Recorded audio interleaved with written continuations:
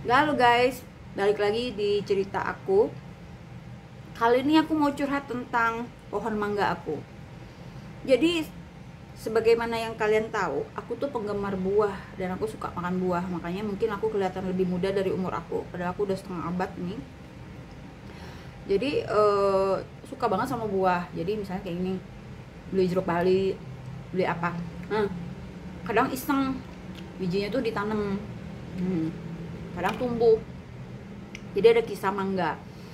Jadi aku tuh ke Riau Junction waktu itu ada mangga Bali Premium. Aku lihat ini mangga kok bagus banget, gemes banget. Tapi waktu itu harganya itu bayangin ya, mungkin 20 tahun yang lalu itu harganya udah 35.000 sekilo. Jadi itu mangga mahal. Tapi bagus gitu kan. Karena pengen banget nyobain, belilah 2 biji. 2 biji itu besar-besar, jadi itu udah 1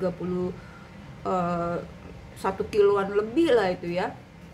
Belilah, namanya juga pengen gitu loh, beli kan nggak apa-apa, beli sesuatu yang kita pengen tahu kan, menurut aku sih why not gitu. Dan ternyata aku terpukau sekali dengan mangga itu. Mangga itu tuh tebal sekali, kulit dagingnya itu sebisa segini, bijinya itu cuman setengah senti kali gitu loh, cuma tipis banget biji itu segini. Nah, dagingnya bisa segini. Jadi gue bayang nggak, itu satu biji itu bisa berapa ons gitu, besar mangganya itu, dan itu enak banget. Nah, karena ngerasa ini mangga istimewa banget, jadi otomatis aku mau tanam bijinya. Pikiran aku waktu itu, siapa tahu tumbuh, siapa tahu bisa dapetin buah sebagus ini lagi gitu ya. Ternyata aku tanam, aku siramin, aku rawat gitu, ternyata tumbuh si biji ini. Nah, karena dia tuh dari biji, otomatis kan lama tuh. Tapi aku tuh sabar gitu, aku rawat, aku siramin gitu. Kalau siang-siang dia kepanasan, aku siramin air gitu. Sampai 10 tahun itu nggak berbuah. Jadi tumbuh aja, tumbuh, membesar, tapi nggak ada buahnya. Satu saat itu ada tetangga lewat dengan muka sinis, teng tong, si nong neng ini lewat gitu.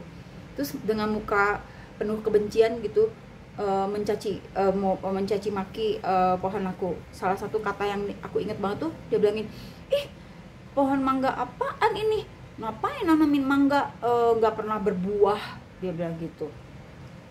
Dah, saya bilang iya biarin, mungkin belum waktunya. Dah, nanti besok lagi, kapan, berapa hari lagi, teng tong si neng nong ini lewat lagi gitu kan, mencaci maki lagi pohon aku gitu. Terus kali ini bilang, ih, apaan nih, mangga apaan nih, kok nggak pernah berbuah. Saya bilang iya, saya masih bernalar kan orangnya. Saya bilang iya, ini kan dari biji, jadi lama.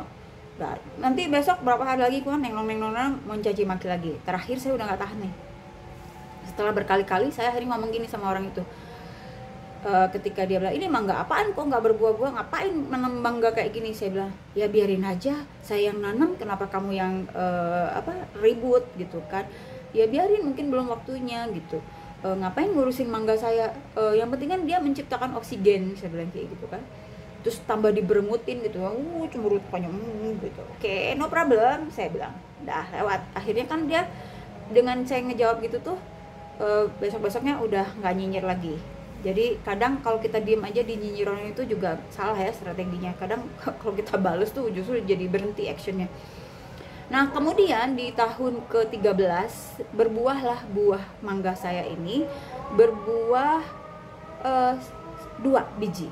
Kalau nggak salah 2 biji. Baru buah pertama tuh 2 biji. Buah yang pertama itu nggak dapet ya. Buah pertama itu, yang pertama kan ada 2, satu nggak tahu hilang atau mungkin nggak tahu, nggak ngerti. Pokoknya waktu itu cuman dapet mangga itu cuma 1. Dipetik dapat 1, dan mangganya segede gini gitu ya, mungkin di atas 700 gram waktu itu. Pas sudah berapa hari kemudian baru dimakan, itu mulai dia matang sempurna, dibuka, dikupas, masya Allah, itu persis banget seperti mangga yang aku beli di Riau Junction 13 tahun yang lalu itu. Dan aku tuh benar-benar wow gitu, mangganya luar biasa gitu kan, seneng tuh. Terus aku fotoin gitu ya. Ternyata ya mungkin ada yang ngelihat postingan aku atau gimana waktu itu, Ya akhirnya tetangga baru ngeliat, tuh mangganya si Nunun tuh bagus tuh, bijinya kecil, tipis, dagingnya tebal. Berikutnya berbuah lagi yang kedua itu dapat cuman berapa biji ya, nggak banyak waktu itu jadi dia tuh baru belajar berbuah. Jadi memang kalau pohon kalau lagi baru belajar berbuah tuh buahnya nggak banyak rimbun-rimbun gitu. Nah di situ tuh saya dapat dua. Wah saya buka, aduh saya seneng banget, saya foto-fotoin.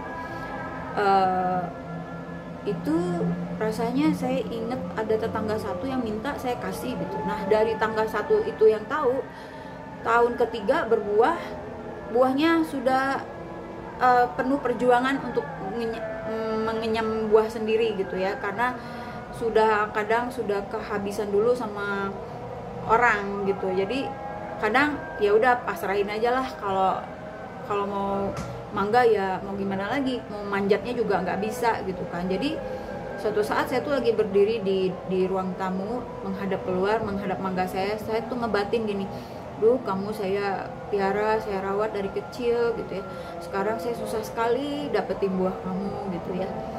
Sekarang mah cepetan orang lain gitu loh yang dapetin, tapi ya sudah mau gimana lagi. Tiba-tiba Allah dengar gitu ya, mungkin jeritan hati saya, lagi berdiri gitu di pintu gitu, tiba-tiba buk gitu, jatuh turun. Saya lihat apa tuh tadi, mangga saya ternyata yang besar itu, yang di atas sekali itu jatuh ke bawah persis di depan saya. Jadi saya pas ambil buah itu sampai alhamdulillah kebagian juga gitu ya.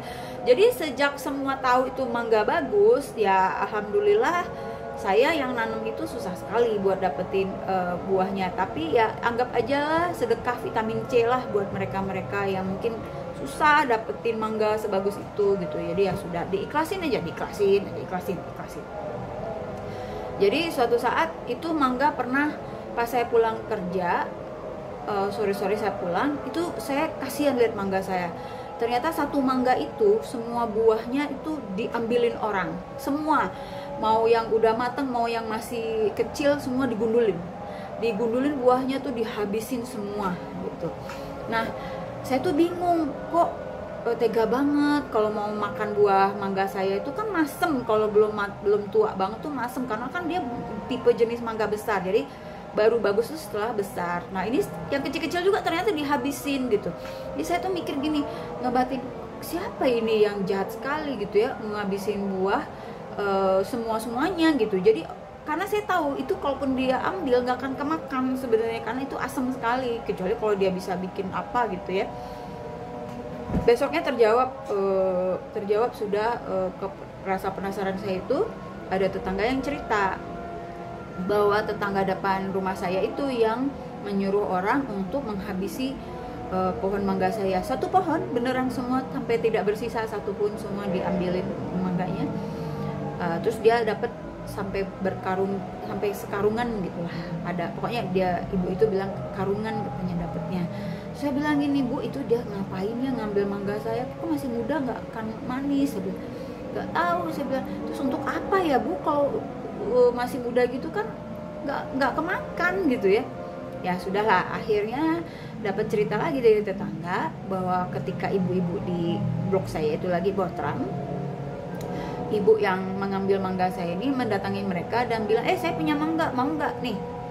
Dikasih mangga itu, tapi setelah dikupas mangganya asam banget. Jadi ibu-ibu tuh nggak mau gitu kan, udah tahu asam nggak mau gitu.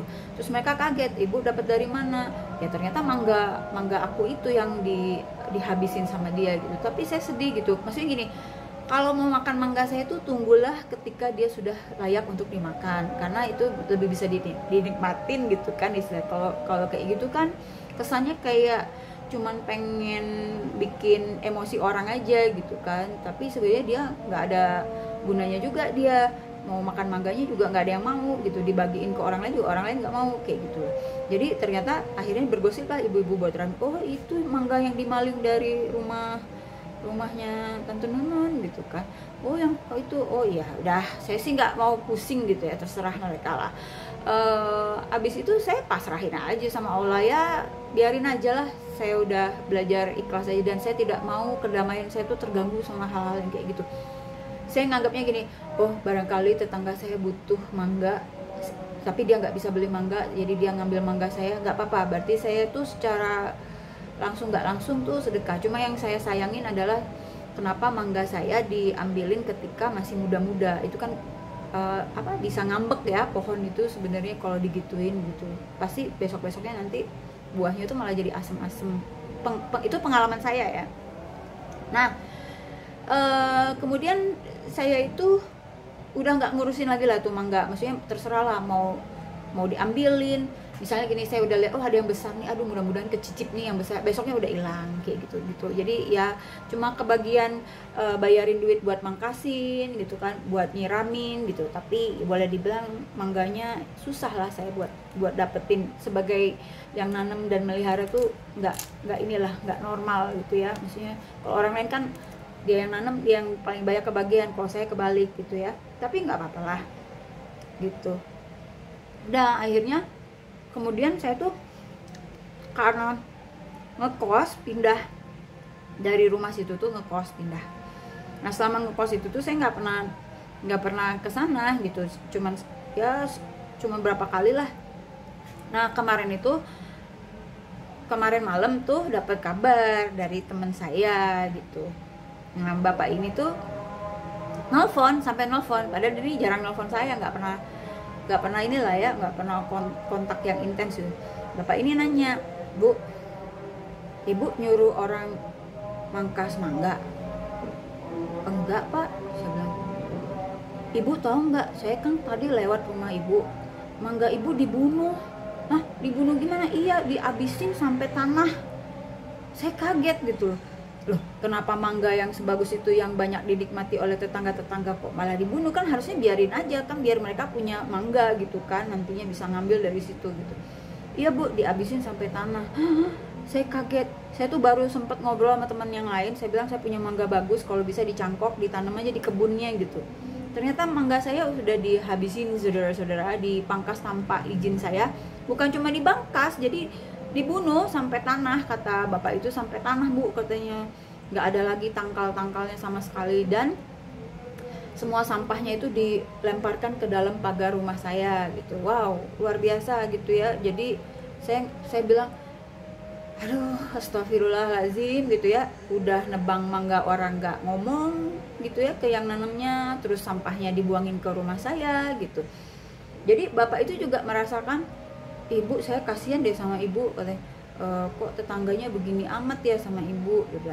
Saya tuh dapat cerita, katanya ada yang bilang katanya Ibu yang nyuruh orang cari buat matiin mangganya. Hah? Saya bilang itu mah fitnah. Saya bilang kalau kamu punya anak yang cantik, manis, bagus, terus kamu mau bunuh dia? Enggak, itu mangga kebanggaan saya, mangga yang berhasil saya tanam dari biji, saya sayang-sayang sampai belasan tahun. Iya Bu, saya tuh tahu banget Ibu nyiramin, dia bilang gitu-gitu. Jadi saya tuh kaget, makanya saya nanya ke Ibu, mau konfirmasi apa betul Bu Nonon yang nyuruh si mangga itu dibunuh gitu, dibuang habis gitu kan. Saya bilang enggak lah Pak, pakai logika aja. Saya tuh justru pengen mengembangbiakan mencangkok itu, tapi belum ada kesempatannya, belum ada orang yang bisa disuruh nyangkokin gitu kan.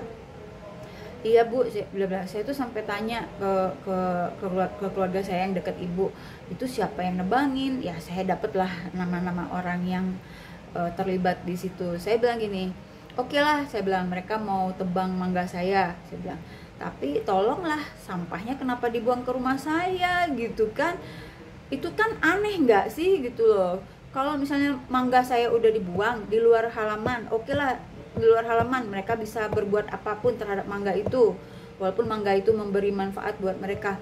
Tapi ini istilahnya itu sampah-sampah atau bekas-bekas potongan si mangga itu dilemparin ke dalam pagar rumah saya.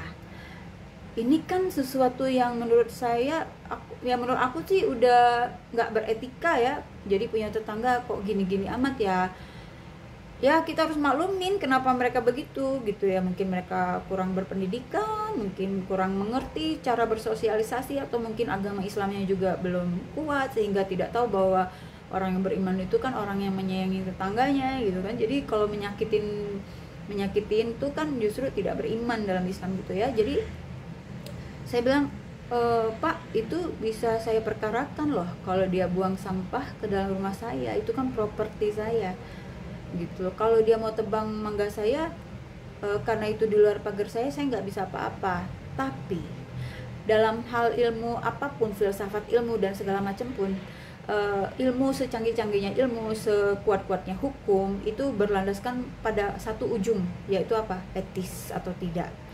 Kalau menurut saya apa yang dilakukan oleh mereka ini salah karena tidak izin sama saya. Yang kedua ya tidak etis. Kenapa? Karena sampahnya dibuangin ke dalam rumah saya. Ya kalau mereka mau tebang, mereka bertanggung jawab atas penebangan itu, sampahnya itu jangan dimasukkan ke rumah saya, ya uruslah sana gitu kan, gitu loh. Seperti itu. Jadi menurut kalian bagaimana? Sedangkan mangga itu bukan saya yang menikmati, mereka yang happy dapat mangganya. Jadi soal mangga ini lucu banget. Jadi saya tuh dalam hati, saya sedih. Di lain pihak, mangga yang saya tanam, saya sayang itu meninggal ya, mati gitu, mati begitu aja dibuat oleh orang lain. Tapi di lain pihak saya lega betul, lega betul karena mangga itu apa ya, melindungi daerah sekitar menjadi lebih teduh. Dan sekarang kalau dipotong ya berarti akan membuat panas rumah orang yang menebangnya gitu kan. Tapi saya juga lega, artinya salah satu masalah atau perkara yang bikin ribut di situ mungkin bisa, bukan ribut sebenarnya, itu mangga membuat manfaat ya, menambah manfaat. Minimal kata tetanggaku tuh, ada tetanggaku yang ngerti orang pertanian tuh, dia bilang itu minimal menciptakan oksigen. Jadi kalau buka rumah, buka jendela di sana tuh burung berkicau di pohon-pohon itu, burung liar berkicau dengan indahnya, sahdu gitu suara mereka tuh. Terus udara seger gitu, enak banget. Mungkin sekarang udah panas banget di situ. Dan padahal saya tuh berprinsip satu rumah tuh harusnya satu pohon. Nah ini pohon saya sendiri tanpa izin ditebang sama tetangga-tetangga, tanpa sepengetahuan saya loh. Tapi saya berjanji sama diri sendiri, apapun yang mereka lakukan terserah, karena itu akan ada karmanya masing-masing lah. Yang pasti saya itu menjaga rasa damai di dalam diri aku sendiri gitu. Apapun yang mereka lakukan, aku baik-baik aja. Aku percaya aku nanam pohon itu banyak bawa kebahagiaan, kebaikan buat orang-orang yang di sekitar situ, yang pasokan vitamin C nya mungkin kurang, bisa ngambil dari pohon itu. Kalau sekarang dibuang, ya silakan aja dibuang. Anggap aja itu pohon dinas PU gitu kan, dinas yang di jalan-jalan itu, diuruslah sana. Tapi kenapa sampahnya dibuang ke saya, coba itu kan pertanyaan yang perlu ditanyakan. Kalau mau buang tanaman itu, uruslah sama sampah-sampahnya, kenapa dibuang ke rumah orang gitu kan. Jadi katanya negara Islam terbesar itu Indonesia, tapi hal-hal yang seperti ini tidak tercermin ya di dalam kehidupan sehari-hari kita di Indonesia. Sama tetangga kita masih kadang zolim, tidak menjaga properti dia, merusaknya. Jadi ingat kata-kata, kalau kamu nggak bisa balas kebaikannya, ya jangan menyakitinya. Itu aja. Jadi saya mempertanyakan kenapa mereka membuang sampah dari nebangin pohon, matiin pohon mangga saya itu ke dalam rumah saya. Mungkin ada pakar hukum yang bisa mencari celah pasal mana yang bisa saya tuntut,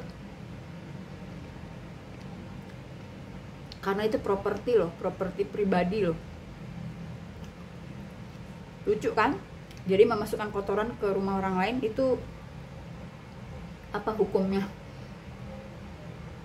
Seperti itulah guys. Jadi pesan aku, kalau mau beli rumah, carilah dulu lingkungannya, carilah dulu tetangganya kayak gimana gitu. Karena itu faktor yang salah satu yang dominan ya dalam menentukan kita betah atau enggak tinggal di suatu tempat itu.